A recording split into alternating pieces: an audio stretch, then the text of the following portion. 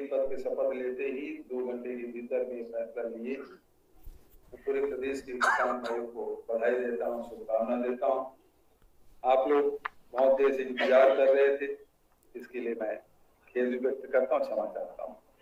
मुख्यमंत्री जी एक सवाल यहाँ पर मैं आशीष किधर भी अच्छा एक सवाल पूछना चाहता हूँ कि 2013 में जब डॉक्टर रमन सिंह ने शपथ लेने के बाद प्रेस कॉन्फ्रेंस की थी, तब उन्होंने कहा था कि भ्रष्टाचार के मामले का हम जीरो टॉलरेंस की नीति पर काम करेंगे। इसे लेकर आपका क्या रूप होगा, आपकी सरकार का क्या रूप होगा? जो वो करते थे वो तो नहीं किए, और उसकी पार्टी का भी ये रूप रहा है। जो लोगों को उन्होंने कहा वो वादे पूरे नहीं किए, वो सारे जुमले साबित हुए। चाहे वो 15 लाख रुपए देने की बात हो, अच्छे दिन आने की बात हो, या छत्तीसगढ़ में भी जितने वादे रमन सिंह जी ने या उसकी सरकार ने किया था, उसे तो उन्होंने पूरा नहीं किया। और जीरो टॉलरेंस के तहत ही नान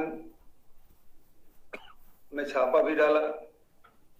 छापा हम नहीं चलने देंगे, और उन अधिकारियों को मैं अभी सचेत करना चाहता हूं कि इस प्रकार के क्रियाकलापों से दूर रहें और जनता के हित में जो दायित्व जिम्मेदारी उनको मिली है उस कार्यों को वो प्राथमिकता दें। मुख्यमंत्री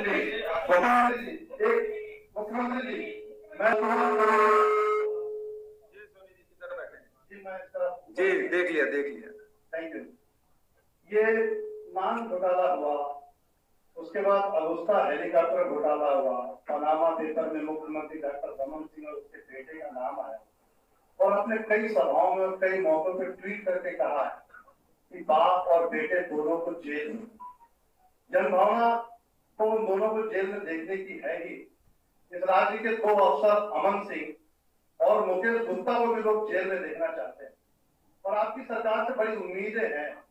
जनता जानना चाहती है कि आप अपने ट्वीट पर कितना कायम रहने वाले हैं, अपने वादों पे कितना कायम रहने वाले हैं। जो हमने वादे किए थे उसके पूरा करने की शुरुआत आज पहले दिन किया है, और लाखों लोगों को लाभ मिले ये काम हमने किया है। सजा देने का काम कानून करेगा, और उसमें कहीं कोई अड़चन या कोताही नहीं बरती जाएगी। लेकिन मैं ये भी कहना चाहता हूं कि बदले की भावना से कोई कार्रवाई इस प्रदेश में नहीं होगी। जो भी होगा वो न्याय संगत होगा। पहली बार कोई सारे जेंट्स हैं, एक लेडीज को पहले मौका मिलना चाहिए। श्रेया जी, आपके मुख्यमंत्री पद की शपथ लेने से पहले ही कई सरकारी भवनों में सरकारी फाइलें जला दी गई हैं। वो भी फाइलें जलाते हुए वीडियो भी वायरल हुए। इस पर किस तरीके की जांच होगी? और दूसरी बात, सीडी कांड को लेकर के आपने पहले ही कहा था कि जितनी भी सीढ़ियां बनी है सबकी सीबीआई जांच होगी। इस पर कब तक अमल करना है? मैंने पहले कहा कि आज हमने जो फैसला किया है वो लोगों को लाभ पहुंचाने का काम किया है। एक मिनट सुनिए तो, दूसरा जो है जिन विषयों की जांच करने की बात है वो निश्चित रूप से बहुत सारे हम लोगों ने थाने में एफआईआर कराए हैं। अब उसकी स्थिति पूछूंगा मैं। आज तो तत्काल बैठक लेना था और निर्णय लेना था, इसलिए हमने किया। वो सारी बातें जो आप याद दिला रहे हैं वो सब चीज जहन में है, वो सारी बातें होगी, और जो दोषी हैं वो उनका जो उचित स्थान है उसे वो पहुंचाया जाएगा। एक बात शेखर को शेखर, मेरा सवाल ये है कि अब तक जो छत्तीसगढ़ में सरकारें रही हैं उससे किस तरह से अलग होगी भूपेश बघेल के नेतृत्व की सरकार? किस तरह? ये कांग्रेस की सरकार है और सामूहिक नेतृत्व में काम किया जाएगा, ये विश्वास मैं दिलाना चाहता हूँ। किसी एक व्यक्ति की सरकार नहीं होगी, हम सबकी सरकार होगी। जो यहाँ बैठे हैं वो और उधर भी बैठे होंगे, सबकी सरकार होगी।